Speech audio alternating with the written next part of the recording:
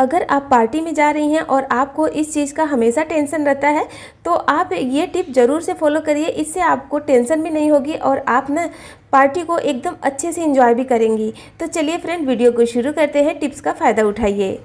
यहाँ पर मैंने एक प्लास्टिक का कंटेनर लिया है। जब भी हम दही या आइसक्रीम या फिर श्रीखंड खरीदते हैं तो वो इस तरीके के डब्बे में आता है और इस डब्बे को हम फेंक देते हैं। तो ऐसी गलती नहीं करें, आप ना इसको अलग तरीके से यूज़ कर लें। तो चलिए मैं आपको बताती हूँ इसे कैसे यूज़ करना है। तो सबसे पहले ना हमें इसमें कट करना है। तो इसके बेस वाले पार्ट को काट कर अलग करना है। तो चाकू से थोड़ा सा कट लगा लें, उसके बाद सीजर से इस तरीके से काट लें। इसका जो प्लास्टिक रहता है बहुत ही सॉफ्ट रहता है, आसानी से कट जाएगा। तो इस तरीके से राउंड राउंड घुमाते हुए इसे काट लें। और काटने के बाद देखिए ये थोड़ा सा ना ऊपर नीचे है, यानी बराबर नहीं कटा है। तो एक बार और थोड़ा सा कट करके इसको बराबर कर लेते हैं। तो यहाँ पर देखिए मैंने इसको काट लिया और ये हमारा अभी बन के तैयार हो गया है। बस अब इसमें आपको कुछ भी नहीं करना है, अब इसका आपको इस्तेमाल करना है। इसे आप ना 2 तरीके से इस्तेमाल कर सकती हैं। तो चलिए दिखाती हूँ इसे कैसे करना है। तो फ्रेंड, जब हम आटा को छानते हैं तो क्या होता है ना, कितना भी बड़ा हम परात ले लें, जब इस तरीके से छानते हैं ना छन्नी में, तो आटा देखिए एकदम परात के बाहर तक आ जाता है और गिर भी जाता है अगर ज़्यादा क्वांटिटी में आटा को छानना रहता है तो आप क्या करें, ऐसे नहीं छानें। आप इस तरीके से एक बर्तन में छन्नी को रख लें और छन्नी के अंदर आपको ये प्लास्टिक का डब्बा रखना है जिसे हमने कट कर लिया है। अब इस कट किए हुए डब्बे के अंदर आटा डालना है। तो बस इस तरीके से आटे को डालते जाएं और ऐसे देखिए इसको घुमाना है बस पकड़ के। आपको छन्नी को नहीं घुमाना है, बस इस प्लास्टिक के डब्बे को घुमाना है। जितना भी आटा आपको छानना है आप छान सकती हैं। और आप देख सकती हैं कि एकदम छोटा सा हमने थाली लिया है तो भी आप देखिए थाली के किनारे तक भी आटा नहीं पहुंचा है। तो छोटे बर्तन में भी आप आसानी से आटा को छान सकती हैं, थोड़ा सा भी नहीं गिरेगा। अब इसका दूसरे तरीके से यूज आप यहाँ पर कर सकती हैं, यानी आटे के डब्बे में आप इसे स्पून की तरह इस्तेमाल कर सकती हैं इस तरीके से आटा को निकालने के लिए। अक्सर लोग गीले हाथ से ही आटा निकालती हैं जिससे आटे में मॉइस्चर हो जाता है और उससे कीड़े भी लग जाते हैं आटे में। तो इससे आटा भी नहीं खराब होगा और इसका यूज भी हो जाएगा। आटा छानने के टाइम आपको यह आसानी से मिल जाएगा। यहाँ पर डब्बे में मैंने मूंगफली दाना रखा है, यानी शिंगदाना। अब इसे ज़्यादा दिन तक स्टोर करके रखते हैं ना तो इसका टेस्ट भी ख़राब हो जाता है, यानी इसमें कड़वापन आ जाता है और इसके अंदर कीड़े भी लग जाते हैं। तो उससे बचाने के लिए आपको बहुत ही बढ़िया तरीका बताऊँगी, एकदम सेफ़ है। तो उसके लिए आप ले लें तेज़पत्ता, बस इसके हिसाब से तेज़पत्ता डालें। यहाँ पर आधा किलो के करीब मूंगफली का दाना है और हम इसमें डालेंगे 8 से 10 तेज़पत्ता। थोड़ा सा नीचे की साइड डाल देंगे और थोड़ा ऊपर। बस इस तरीके से रखेंगे तो ये 6 महीने तक बिल्कुल भी ख़राब नहीं होगा। दाल हो या सब्जी, उसका टेस्ट बढ़ाने के लिए हम प्याज का इस्तेमाल करते हैं और प्याज खाना हेल्थ के लिए अच्छा भी रहता है। इसके बगैर सब्जी में कोई टेस्ट भी नहीं आता है। तो चलिए बताती हूँ प्याज को काटने का बहुत ही बढ़िया तरीका। एकदम थोड़े से टाइम में आप ज़्यादा प्याज काट सकती हैं। अक्सर लोगों को प्याज काटने में बहुत ही झंझट लगता है, वो भी बारीक अगर काटना हो तो बारीक प्याज काटेंगे एकदम आसानी से और कम टाइम में। तो सबसे पहले प्याज का छिलका निकाल कर इसे धोकर अच्छे से पोंछ लेंगे। तो देखिए यहाँ पर मैंने इसको अच्छे से धो के पोंछ लिया है। अब क्या करेंगे, इसके पीछे जो गांठ रहता है ना उसे चाकू से इस तरीके से निकाल देंगे काट कर।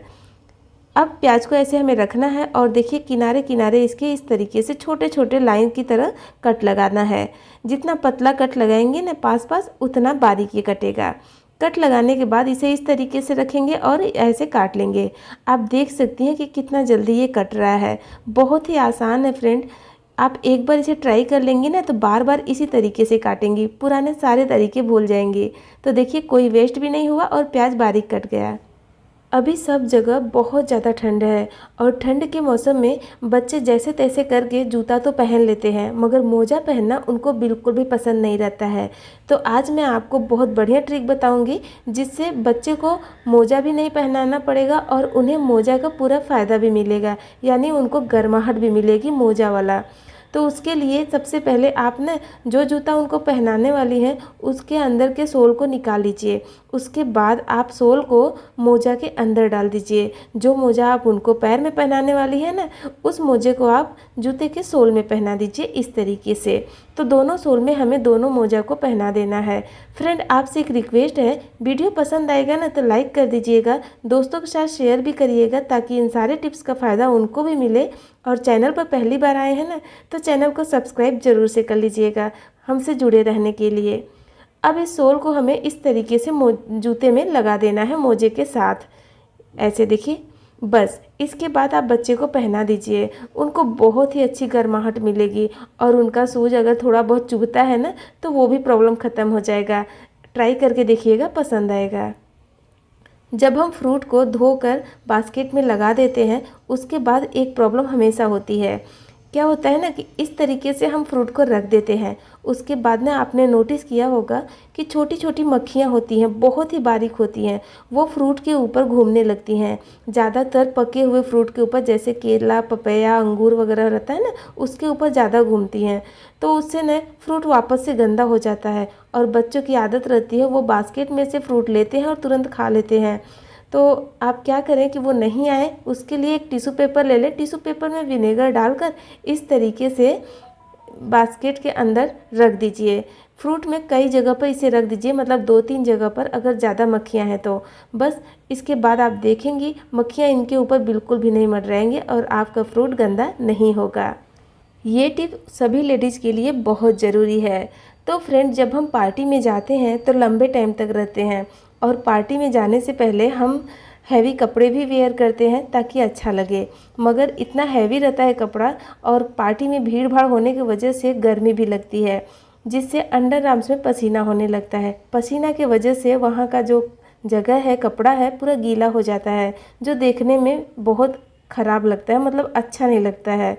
तो उससे बचने के लिए ना बहुत ही बढ़िया हैक बताऊंगी जो आपको बहुत पसंद आएगा। तो सबसे पहले ना आप वो कपड़ा ले लें जो आप पार्टी में पहनकर जाने वाली हैं। अगर लहंगा का ब्लाउज है या फिर साड़ी का ब्लाउज है या कुर्ती है, जो भी कपड़ा आप पहन के जाने वाली हैं वो कपड़ा ले लें और एक सैनिटरी पैड ले लें। पैड को इस तरीके से खोल लेना है, उसके बाद ना इसे कट कर लेना है, यानी 2 भागों में डिवाइड करना है। तो इस तरीके से इसे काट लेती हूँ। फ्रेंड, आप मेरे वीडियो को कहाँ से देख रही हैं कमेंट करके ज़रूर बताइएगा, मुझे खुशी होता है और मुझे पता चलता है कि मेरा वीडियो कहाँ कहाँ तक जा रहा है। अब हम क्या करेंगे कि जो कपड़ा है ना, उसके अंडर आर्म्स वाले जगह को क्लियर कर लेंगे। उसके बाद पैड को इस तरीके से इसमें चिपकाएंगे।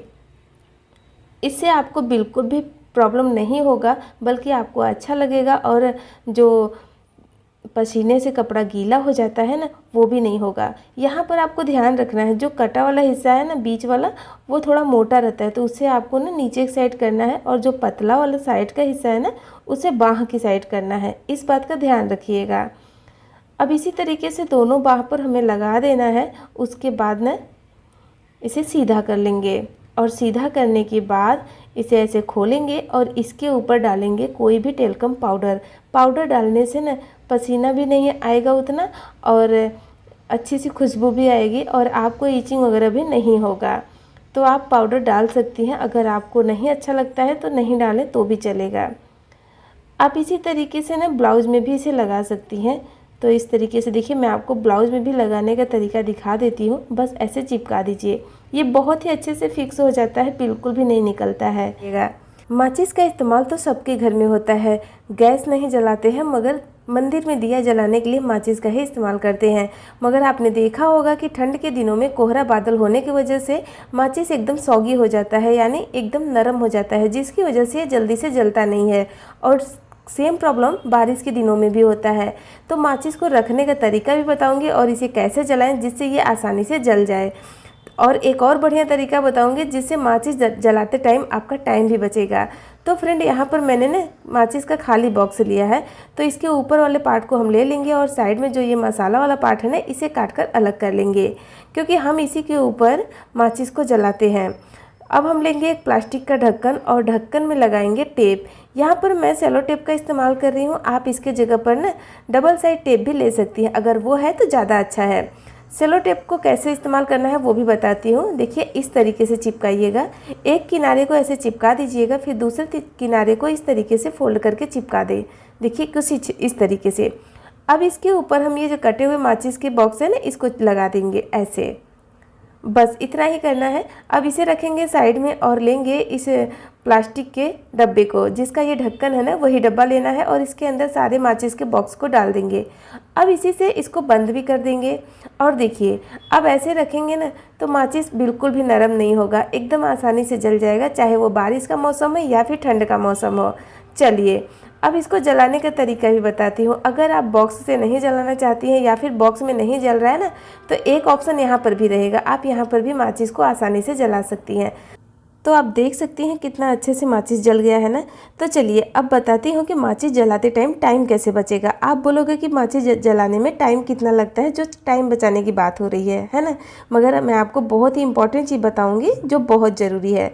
तो फ्रेंड, जब हम माचिस जलाते हैं तो इस तरीके से इसके बॉक्स को खोलते हैं और ऐसे निकालते हैं। कभी कभी गलती से क्या होता है कि इस साइड में हम ऐसे खोल देते हैं, हमें पता नहीं चलता है कि किधर के साइड में पकड़ना है, और जल्दीबाजी में हम इस तरीके से माचिस के तीली को निकाल लेते हैं। जो मसाला रहता है वो हमारे हाथ में लग जाता है, जो हेल्थ के लिए बिल्कुल भी अच्छा नहीं रहता है। मगर हम इस तरीके से माचिस को जला लेते हैं, कभी कभी उसी हाथ से खाना भी बनाने लगते हैं, या फिर छोटे बच्चे हैं तो उन्हें खाना खिलाने भी लगते हैं, जो हम ध्यान नहीं देते हैं। ये छोटी सी बात है मगर आगे चल के ये बड़ी बात भी हो जाती है।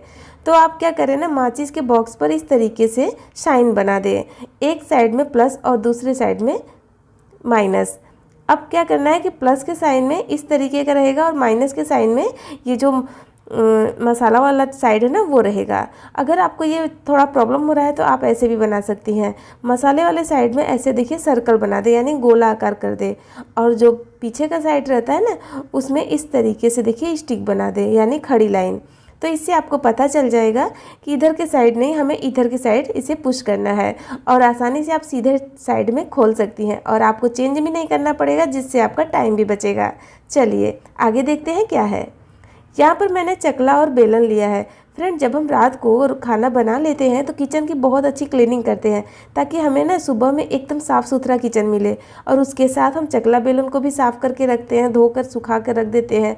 मगर आपने ध्यान नहीं दिया होगा, जो भी किचन में कीड़े रहते हैं, जैसे कि कॉकरोच वगैरह एक दो तो रहते ही हैं, वो ना इसके ऊपर घूमने लगते हैं और हमें पता नहीं चलता है। फिर सुबह की जल्दीबाजी में हम तुरंत इससे खाना बनाना शुरू करते हैं, यानी रोटी बनाने लगते हैं, इसे धोते नहीं हैं क्योंकि सुखाने में टाइम लगेगा।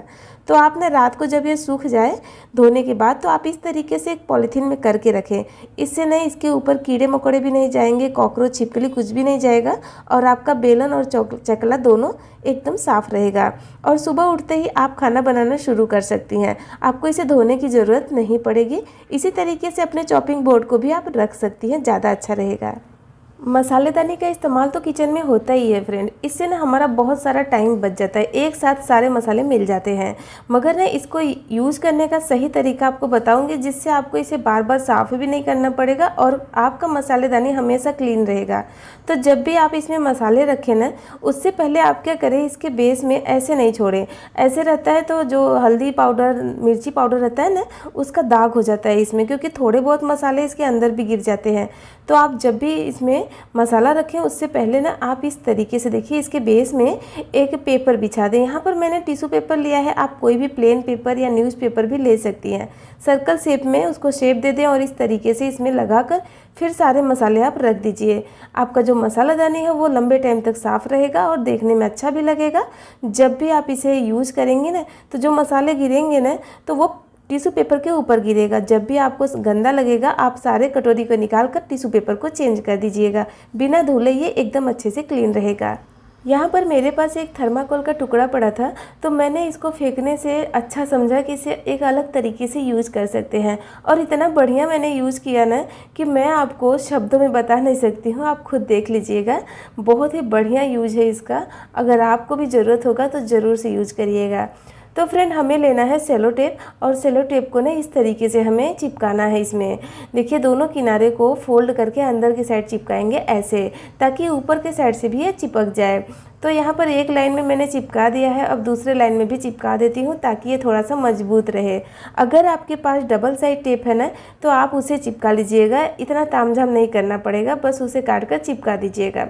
अब चलिए इसको यूज़ करके दिखाती हूँ।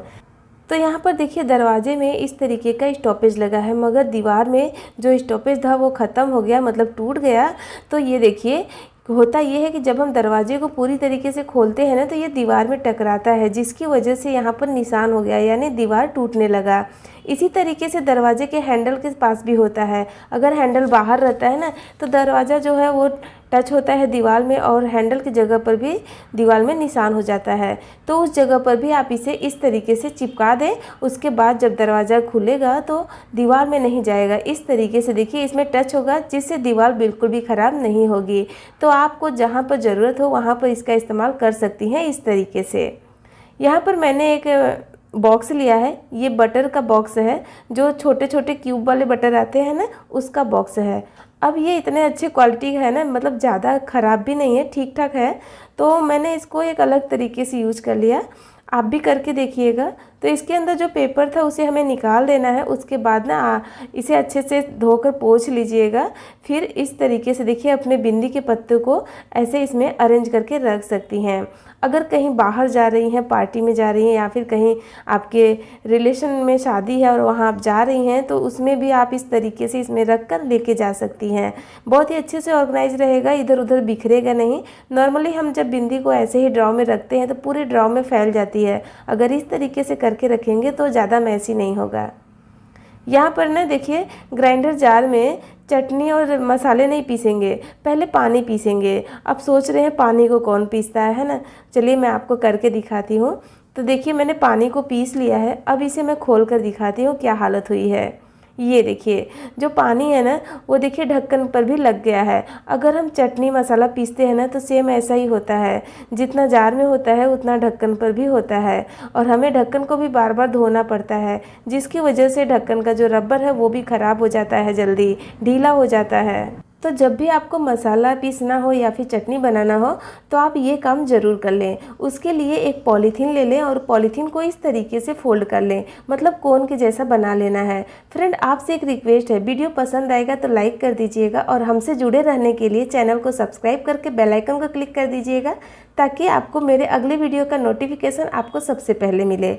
दोस्तों के साथ शेयर करिएगा ताकि उनको भी इसका पूरा फ़ायदा मिले। तो देखिए कोन के जैसे करके इसे काट लेना है। आपको उतना बड़ा ही काटना है जितना बड़ा आपका ढक्कन है उससे 1 इंच बड़ा ही रहे। उसके बाद ना इसे ढक्कन के ऊपर इस तरीके से लगा देंगे। ढक्कन को मैंने अच्छे से पोंछकर सुखा लिया है।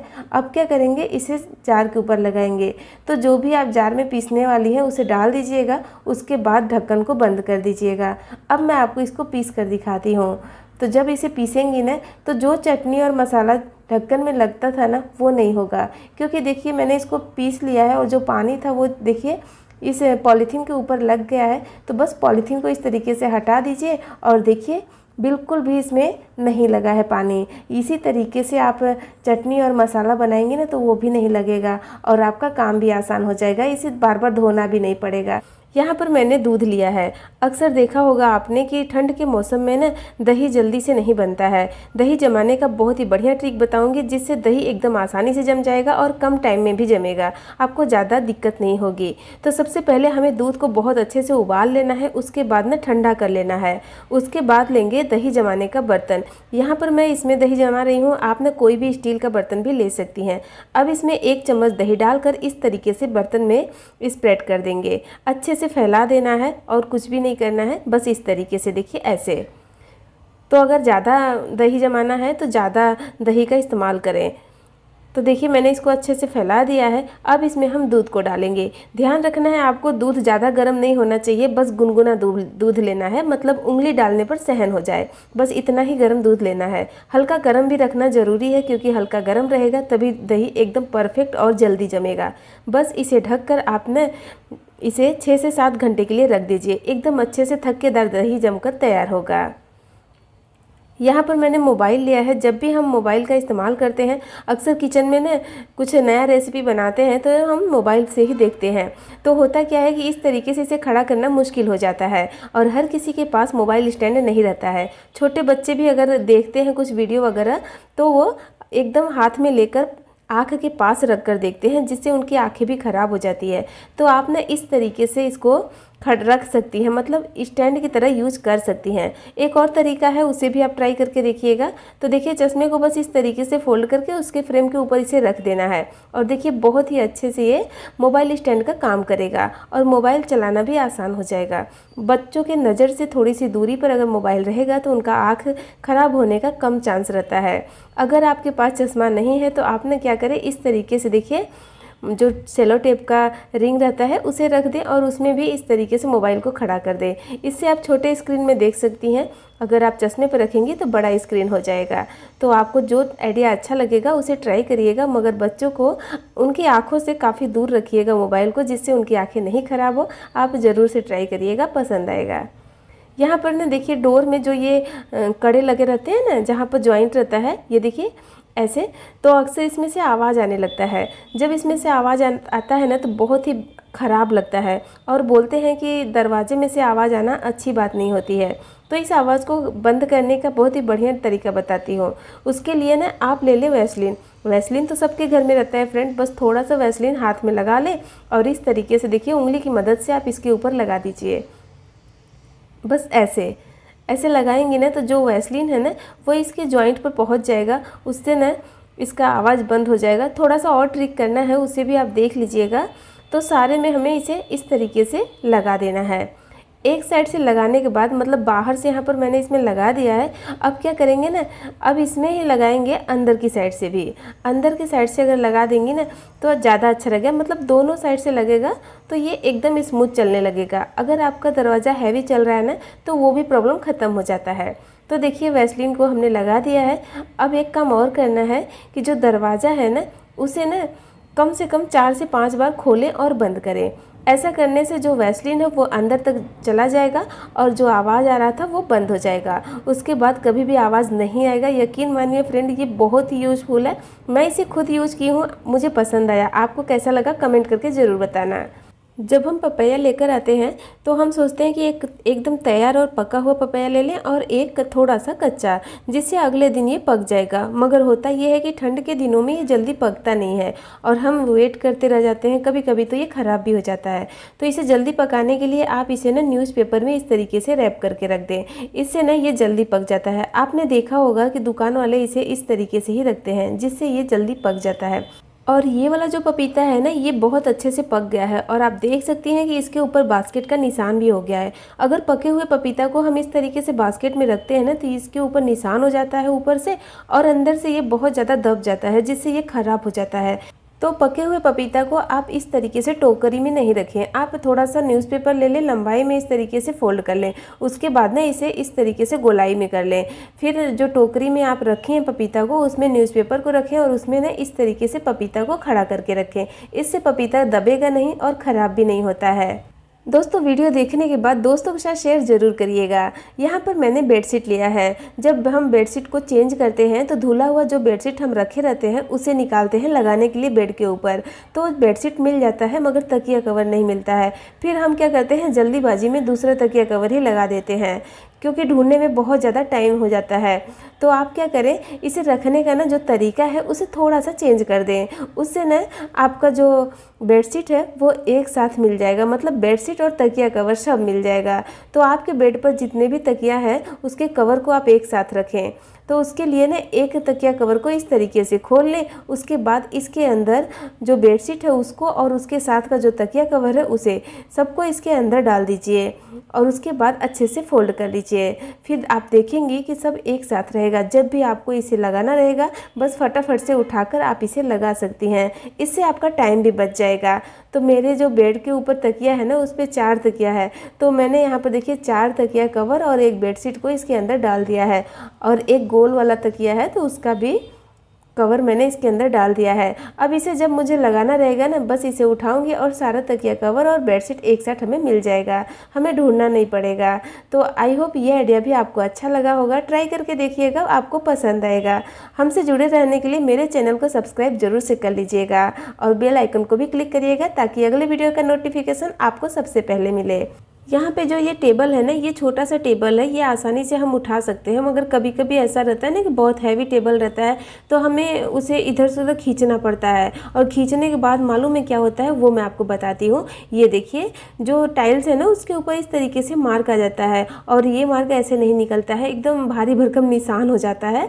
तो आप ना अपने भारी भरकम टेबल या कुर्सी या सोफ़ा है ना, उसे हटाने के लिए बहुत बढ़िया टिप बताऊँगी। अकेले ही इधर से उधर आप उसे खींच सकती हैं। तो उसके लिए आप ले लें सैनिटरी पैड। सैनिटरी पैड को इस तरीके से देखिए 4 हिस्सों में कट कर लें। जो इस टेबल का पैर है ना, वो थोड़ा सा छोटा है, तो मैं इसे 4 भाग में कट कर रही हूँ। अगर आपके टेबल का पैर ज़्यादा चौड़ा है तो आप इसे 2 भागों में डिवाइड करें। तो देखिए, इस तरीके से कट करने के बाद ना पीछे का जो पेपर रहता है उसे निकाल देना है। उसके बाद इसे टेबल के पैर के नीचे चिपका देना है। चिपकाने वाला हिस्सा जो है उसे टेबल के साइड में करना है, मतलब ऊपर की साइड। इस तरीके से देखिए, जैसा कि आप वीडियो में देख सकती हैं, चारों पैर के नीचे मैंने इसको लगा दिया है, ये देखिए।